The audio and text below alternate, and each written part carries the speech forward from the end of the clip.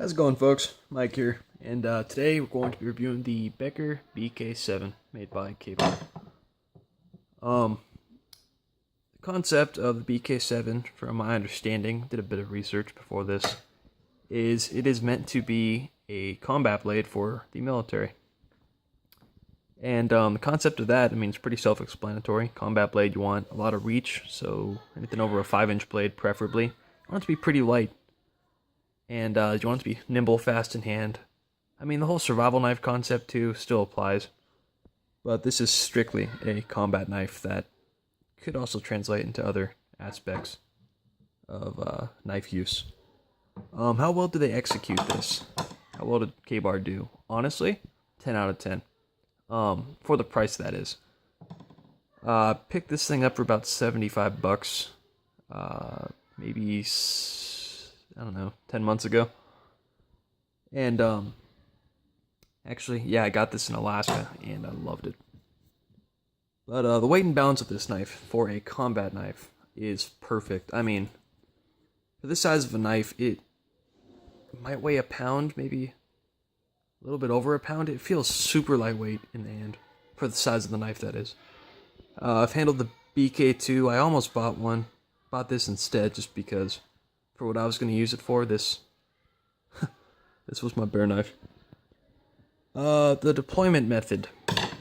This is the sheath it comes with. This is one of those pretty generic stock nylon sheaths. And to be honest, don't know what that is. To be honest, no one cares for these sheaths, but the execution of a nylon sheath, of this one specifically, is pretty damn awesome. And if I did have to rate it compared to what I've got, I've had trades. I think I had a Tops nylon sheath at one point. And all those $50 no-name knives. This is probably going to set the standard in terms of nylon, the build quality. The deployment method for this knife, it's just this strap. There's zero retention on here, but the strap holds it extremely tight. And the sheath itself comes with a little pocket right there. I think I have a ferro rod, some fat wood, and I think some tinder, pretty sure.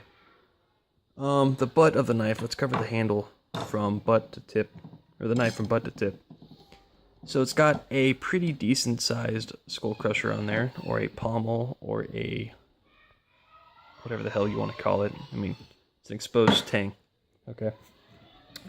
The lanyard hole in there is huge. You can fit pretty much whatever you want to fit through there. You could probably fit paracord, I'd say 4 times if you had to. The overall grip of this knife, the overall handle shape, is perfect. Ethan Becker knows what the hell he's doing, and watched a few interviews with him back in the day, and he's pretty sure he's perfected the knife handle, and honestly, I'd have to agree. I wish he'd do more choils, but that's just me, because although this is uncomfortable because of this, if that wasn't there, if this was an indentation, as opposed to like a mountain style, if it was a valley, not a mountain, this knife would be perfect, although that would create a weak point. The carryability of this knife, for me at least, in Alaska, it was fine. I was actually going to get some Kydex, but I moved back to California right around the time I was going to. Therefore, I can't really carry a 7-inch knife around on my belt. Not in California, probably get shot. The coating on this knife is, it's good. It's 1095 blade steel. The coating, it's holding up okay. There's no rust on it so far. And honestly, I don't oil this whenever I use it. Usually I'll just spit on it, like right there. And just wipe it off. The overall likability scale of this knife. How well I like this knife. For what its intended purpose is as a combat knife, what I use it for, which is honestly to play with. Just on a day hike in the backyard. Got drunk the other day playing Fruit Ninja. I'd probably give this thing a solid... I I'm going to say 8 out of 10 just because I cannot use it in California. The knife itself, though, just pure design versus execution. This is a 10 out of 10. I mean, I wouldn't change anything about this knife as a combat knife. But for what I'm going to use it for, and I would think a lot of people that are outdoorsy, add a choil, maybe get rid of the jimping or modify that somehow. And I think it would be a great knife.